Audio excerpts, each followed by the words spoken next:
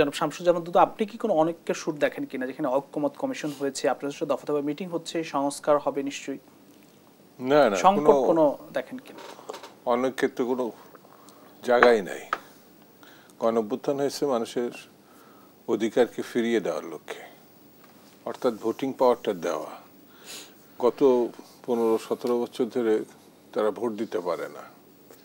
আমাদেরকে সাধারণ মানুষের উপরে, দেশবাসীর উপরে এই আস্থাটা তো রাখতে হবে, এবং এই আস্থার ভিত্তিতে দেখেন না, শিশুই মারা গেছে শতাধিকের উপরে, মা বোন, তাদের পিতা, দাদু, নানু সবাই সেই সময় কিন্তু মারা যেতে পারে এই কথা ভেবে কিন্তু তারা রাস্তা নামেনি। তাদের সন্তানদের সঙ্গে তারা এসে দাঁড়িয়েছে। কেন দাঁড়িয়েছে? মানুষের অধিকারের জন্য দাঁড়িয়েছে, একটা ফ্যাসিজমকে পরাস্ত করার জন্য দাঁড়িয়েছে।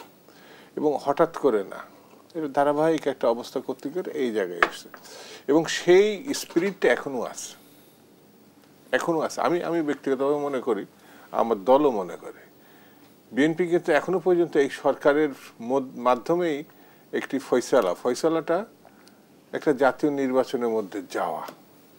এবং একাধিকবার আমাদের পক্ষে বলা হয়েছে, যেই মুহূর্তে একটি রোডম্যাপ ঘোষণা বা নির্বাচনের দিকে আমরা জাতিকে নিয়ে যাব, অনেক সংকট অটোমেটিক্যালি আস্তে আস্তে তিরোহিত হয়ে যাবে। এই যে সুব্রতদা যেটা বললেন, যে আমরা এমন একটা বিচারপতি পাইছি, তাকেও আমরা ব্যবহার করতে পারছি না। বিচার মন্ত্রণালয়ের যে অসঙ্গতি আছে, প্রশাসনের যে অসঙ্গতি আছে, পুলিশের যে অসঙ্গতি, মানুষ তো নতুন করে আপনি জন্ম দিতে পারবেন না। এর মধ্যে যাদের ভালো এবং গ্রহণযোগ্য তাদেরকে ব্যবহার করে একটি গণতান্ত্রিক ব্যবস্থায় আমাদের ফিরতে হবে। এবং সেই ব্যবস্থায় ফেরার জন্য আমি তো ব্যক্তিগতভাবে রাজনীতি যেমন করছি, রাষ্ট্রবিজ্ঞানের ছাত্র ছিলাম, নির্বাচনে বিকল্প কি আছে? যেমন এই যে নতুন ছাত্ররা, শিক্ষার্থীরা দল করছে না, আর পুরাতন রাজনৈতিক দলগুলো তো আছে। এর মাঝখানেও আবার এই 7 মাসের প্রায় 19টা রাজনৈতিক দল, নতুন কম বেশি 19টা রাজনৈতিক দল আত্মপ্রকাশ করেছে। ছোট বড় যেভাবে আমি গ্রহণ করি না কেন, তারা কিন্তু নির্বাচনটা চাচ্ছে।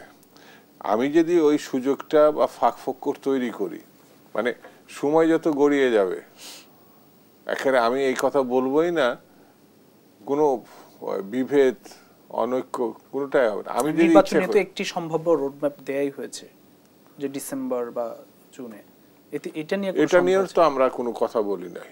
ডিসেম্বর তো মেনে নিছে না। আপনাকে একটা অন্যভাবে আপনাকে একটু বুঝাই। আমার মেয়ের বা ছেলের বিয়ে দিব, যত দাওয়াতে দিই না কেন, তাকে বলতে হবে যে ওই মাসে অত তারিখে এসেন, আমার মেয়েরটা বিয়ে। কার্ড ছাপলে হলো ওই তারিখ আর মাস বছর উল্লেখ করতে হয়। তো এটি যদি উল্লেখ না করা হয়, তাহলে পরে যার সঙ্গে বলি না, সে একটু প্রশ্নবিদ্ধভাবে আমাদের দিকে তাকাবে। তা আমরা নির্বাচনের জাতি, এই জাতি কিন্তু পাকিস্তানিদের প্রথম আঘাত করছে। আন্দোলন যেমন আছে, সেটা 54 সালে যুক্তফ্রন্টে একের মুসলিম লীগ ধুয়ে মুছে বাংলাদেশ থেকে, মানে এই ভূখণ্ডে তৎকালীন ইস্ট পাকিস্তান থেকে চলে গিয়েছিল। তারপরে আর মুসলিম লীগ কিন্তু দাঁড়াতে পারেনি, এমনকি আমার দেশে না, ওয়েস্ট পাকিস্তানও ওইভাবে দাঁড়াতে পারে না।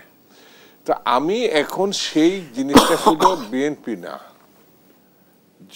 সকল রাজনৈতিক দল কম বেশি সুনির্দিষ্টকরণ করার জন্য, অর্থাৎ রোডম্যাপ, নির্বাচনের রোডম্যাপ আমরা বলেছি, সেটি এখনো পর্যন্ত সরকার, হ্যাঁ একটা সময় বলেছে, ডেড লাইন দিয়েছে, কিন্তু সেটা দিতে অসুবিধাকে আমি একটু বুঝতে পারছি না। মানে এর থেকে অন্যান্য সংকট তৈরি হয়ে যেতে পারে, সেই জন্য সরকার বিবেচনায় যদি নেয়। আর এই সম্প্রতি যে ঘটনাগুলো আমরা প্রত্যক্ষ করছি, এটা কি সরকার দৃষ্টি এখানে আছে কিনা? সেনাবাহিনী তো এই অভ্যুত্থানে মেসাগারের ভূমিকায় যায়নি, একমাত্র সেনাবাহিনী। আমি তাকে বিতর্কিত করছি কেন?